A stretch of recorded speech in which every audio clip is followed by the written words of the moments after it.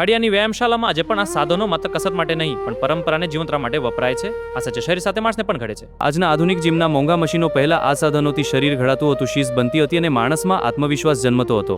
આ માત્ર લાકડાના સાધનો ન છે, ખાડિયાની પરંપરાની તાકાત. આ પરંપરાગત ડમ્બેલ, જેને અખાડાની ભાષામાં મુગદર કહેવાય છે. દરેક મુગદર પાછળ વર્ષોની મહેનત છે, પસીનાની સુગંધ છે અને અખાડાની સ્કૃતિ જ જીવંત છે. આ માત્ર એક વ્યાયામશાળા નથી, આ છે ખાડિયાની તાકાતનું ઘર. અહીં શરીર માત્ર બનાવાતું નથી, અહીં માણસ ઘડાય છે. હનુમાનજીની પ્રેરણા સાથે આ વ્યાયામશાળામાં આજે પણ પરંપરા જીવંત છે.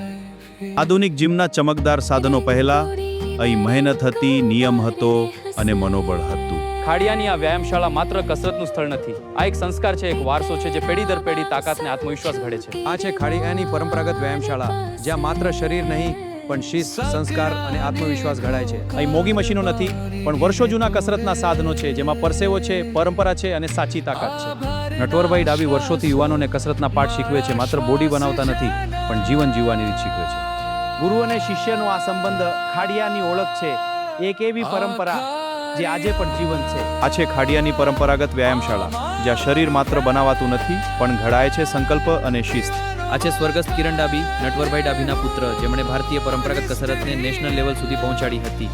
આ ભારે મુગદર, આ લોખંડના વજન માત્ર સાધનો નથી, આ છે મહેનતનું પ્રતીક. દરેક ઉઠાવેલા વજન પાછળ છે વર્ષોની સાધના અને પિતાના માર્ગદર્શનની શક્તિ. નટવરભાઈ ડાભી એક એવા ગુરુ જેઓએ માત્ર પોતાના પુત્રને નહીં પણ અનેક યુવાનોને શરીર સૌષ્ઠવના પાઠ શીખવ્યા. આજના આધુનિક જીમમાં મશીનો હશે પણ અહીં હજુ પણ જીવન છે પરંપરા, શિસ્ત અને સાચી ભારતીય તાકાત. ખાડિયાની આ વ્યાયામશાળા આજે પણ વારસો જાળવી રાખે છે. આ છે નટવરભાઈ ડાભીનું સાદું પણ સંસ્કારી ઘર. દિવસભર વ્યાયામશાળા પર ભાઈ ઘરે આવેથી પોતાની સુસંસ્કાર શરૂ કરે છે. આ જૂની સિલાઈ મશીન માત્ર રોજગાર નથી, આ છે મહેનત અને આત્મસન્માનનું પ્રતીક. દરેક ટાંકામાં છુપાયેલું છે વર્ષોની મહેનત અને પરિવાર માટેનો ત્યાગ. જીવનસાથી ઘરના દરેક ખૂણે સંસ્કાર અને સેવા જીવંત રાખે છે. રસોડાની આ સરળતા અને ભગવાન પ્રત્યેની આ ભક્તિ એ જ આગળની સાચી સમૃદ્ધિ છે. નાનું ઘર પણ મોટું મન. ખાડિયાની આવી ગલીઓમાં આજે પણ જીવંત છે સાદગી, પરંપરા અને મહેનત ભર્યું ગુજરાતી જીવન. ખાડિયાની આ ધરતી પર આજે પણ જીવંત છે પરંપરાગત અખાડાની શક્તિ. આજના આધુનિક જીમના યુગમાં પણ ખાડિયાની આ વ્યાયામશાળા યાદ અપાવે છે કે સાચી તાકાત માટી, મહેનત અને સંસ્કારોથી બને છે. આ છે નટવરભાઈ ડાભી, જેઓ માટે કસરત માત્ર શરીરની તાકાત નથી પણ સાધના અને આત્મવિશ્વાસનો માર્ગ છે. જૂના લોખંડના બાર ઉપરનું આ સંતુલન વર્ષોની મયંત્રણનું પરિણામ છે. દરેક પાછળ છુપાયેલ લોખંડની પરંપરા અને શરીર સૌષ્ઠવી સાચી સમજ. અગ્નિ સાથેનો આ ખેલ માત્ર કરતબ નથી, આ છે હિંમત, એકાગ્રતા અને વર્ષોની સાધનાનું પ્રતીક અને શરીર સૌષ્ઠવની સાચી સમજ. ખાડિયાની સાંકડી પોળોમાં આજે પણ જીવન છે માણસાઈની સુગંધ.